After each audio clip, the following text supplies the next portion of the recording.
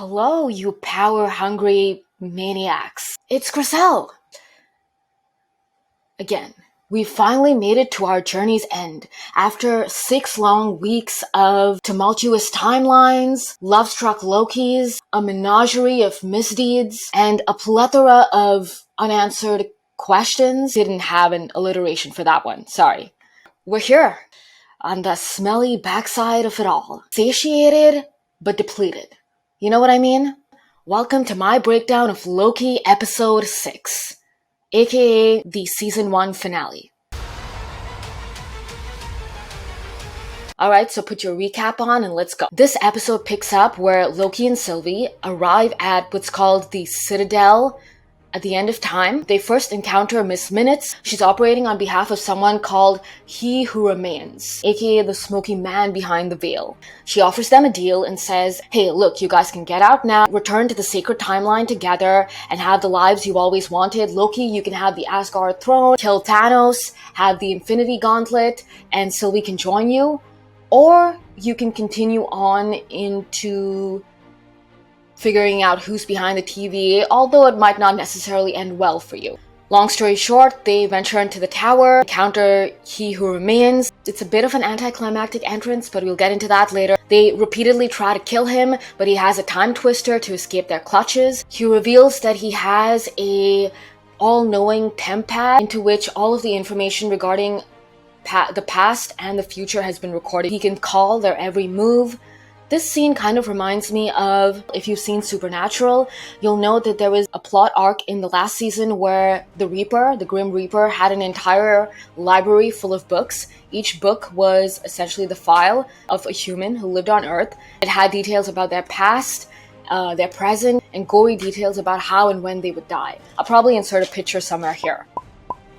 Back at the TVA, Mobius and Ravonna finally reunite. Ravonna is completely committed to the mission of protecting the TVA, even though she herself was lied to. It's clear to see that she's not a bad faith actor, she's just misguided. B-15 is on a mission to disillusion all of the other Minutemen in the TVA so as to join forces with them. She shows them that Ravonna had this whole other life as a principal at a school in Ohio in 2018 before she became the judge at the TVA. Blitzing back to the Citadel, we see Loki, Sylvie, and He Who Remains seated in his office with, tea and crumpets as he unfurls his entire plan. Really, he's revealed to be a variant of Kang the Conqueror. The Marvel Universe has long since been buzzing about the fact that Kang was about to make an appearance at some point.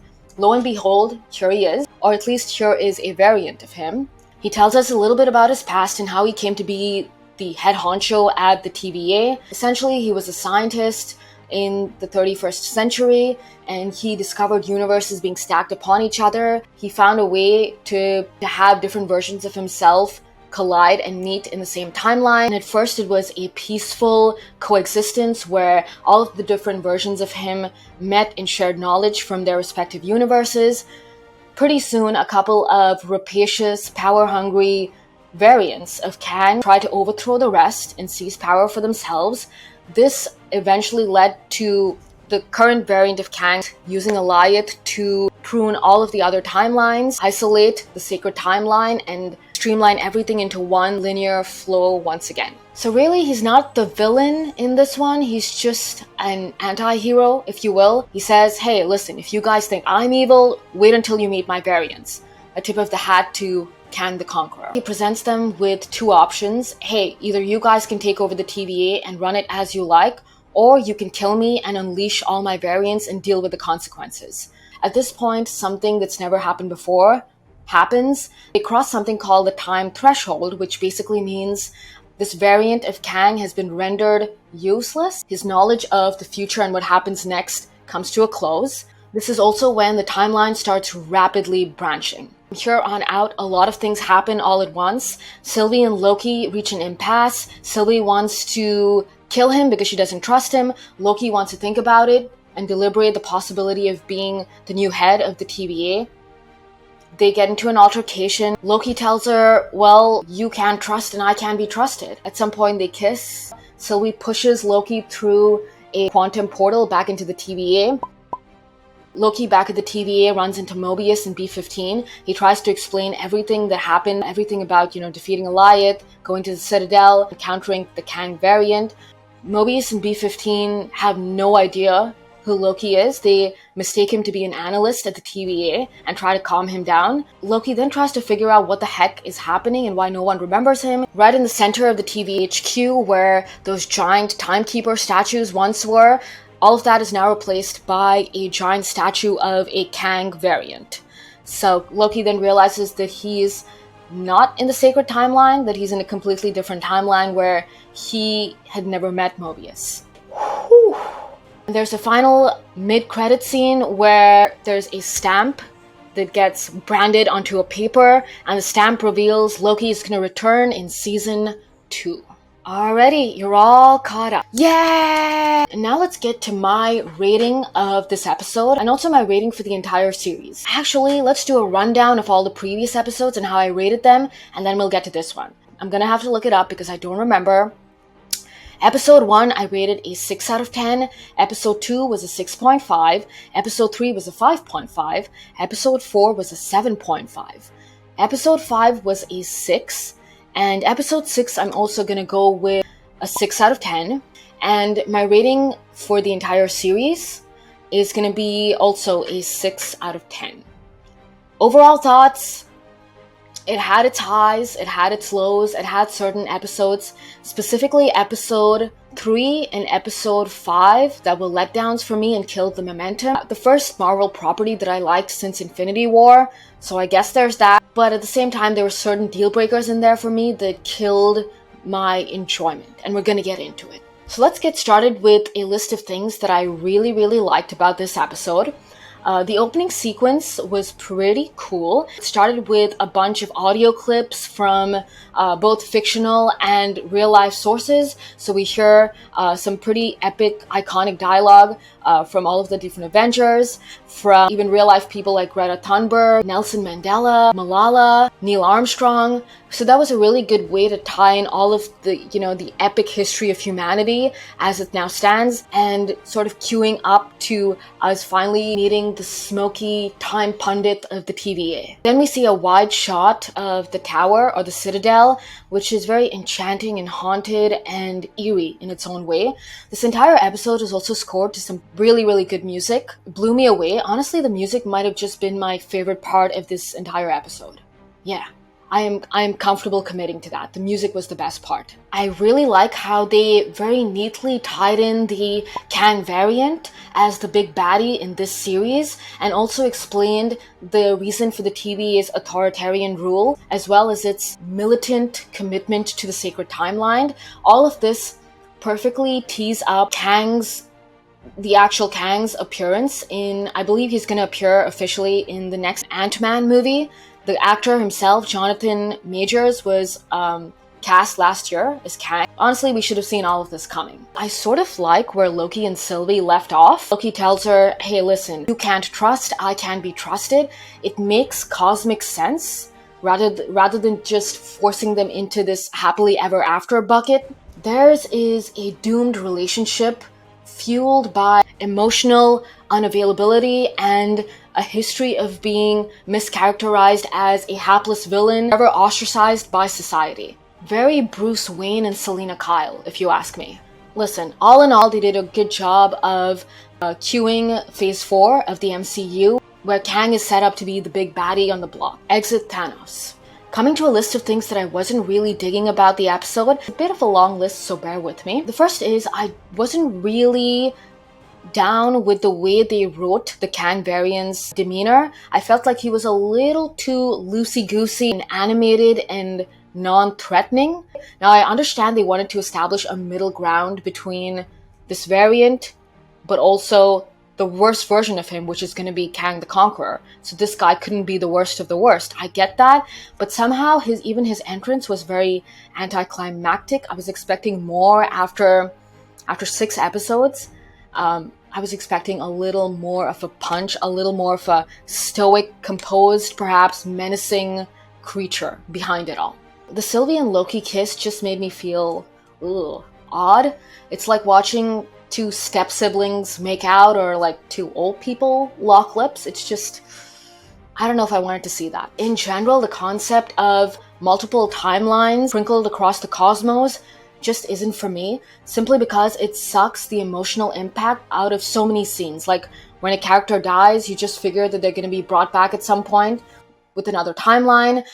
When Loki and Mobius's entire friendship and bonding was undone, now that Loki's in a different timeline, well, again, easily fixable. All he needs to do is find a temp pad and go back to the original timeline, and you have the Mobius we all know and love. Yeah.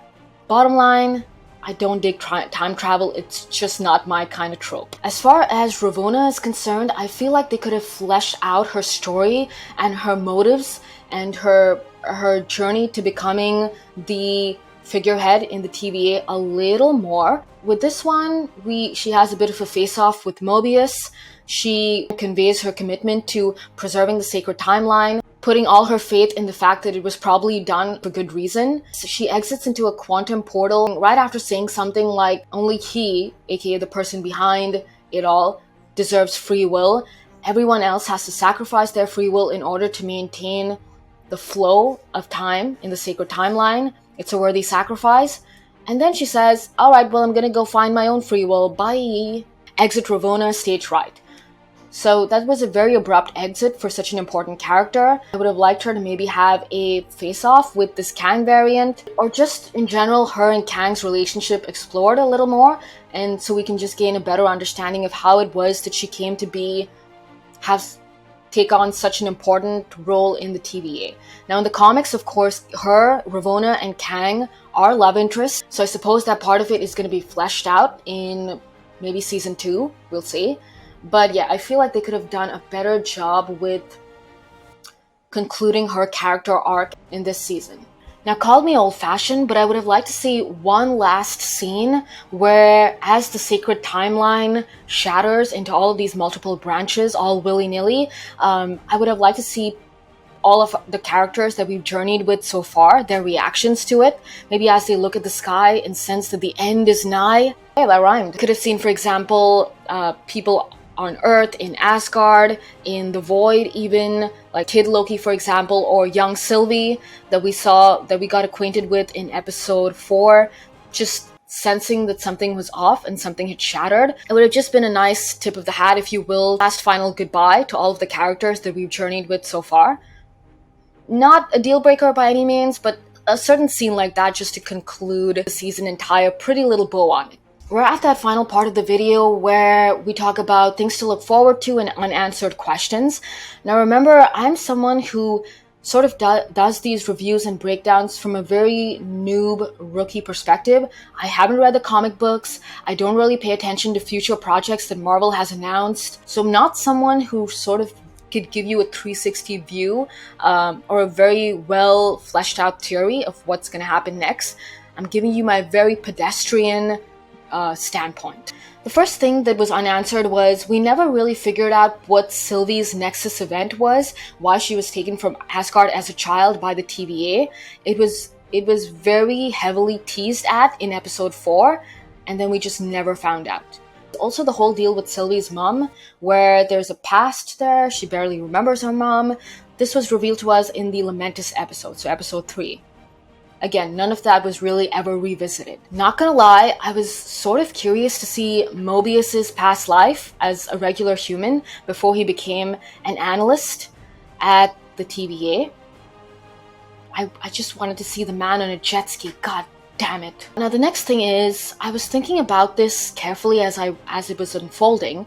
What exactly caused them to cross over that time threshold where Kang variant realized that he no longer knew what was going to happen next, that his knowledge had officially reached its end? It's almost like some higher power out there decided that his story in this timeline had now come to an end and he was rendered useless, especially after he presented Loki and Sylvie with the option of either killing him and unleashing hellhounds that were the other variants, or taking over the TVA themselves. So yeah, I'd be curious to know exactly how they crossed over that threshold, why it happened. What is that higher power that is this all-seeing, higher omniscient power that is truly governing it all? Is it just time itself, the abstract concept of time itself? And the very last thing that I want to mull over with you is, I wonder how they'll defeat Kang. I mean, they've technically already done it once, or this variant has already done it once by sicking Alioth on all the other variants, containing the sacred timeline and pruning all of the other branches.